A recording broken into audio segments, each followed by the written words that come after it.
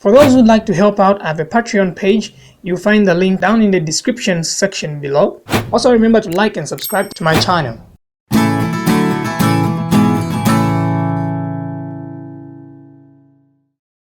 Alright, so the first thing I want to talk about right now is the interface. On top this side we have new, load. Pretty sure these are self-explanatory. You can load, you save, you can edit, you close.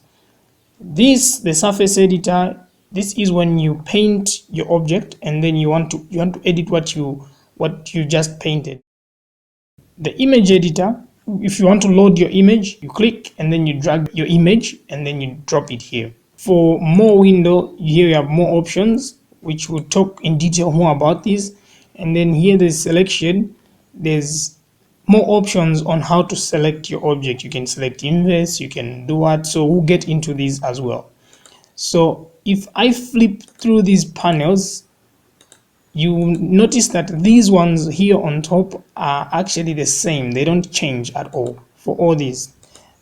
Then as you can notice on the bottom here, they keep changing. So here on create is where you get things, your basic shapes. Like if you want to create your box, this is where you create your box. You just get it and then you create. You just drag with your left mouse button. We go to modify. Say I wanted to make it a bit smaller. This is where I get my tools to do that. So here you only modify. Multiply is just as it sounds, multiply. So here you can multiply points, you can multiply the polygons, you can multiply a lot. Say you can even duplicate. Say if you want to clone, this is where you find all that. Detail, this will tell you the detail of your object. You can merge points, you can edit edges and so on. Construct, same thing, you can find boolean. Say if you want to make a hole in between here without making too much of a fuss, this is where I find the tools for that. We'll get in detail for that as well.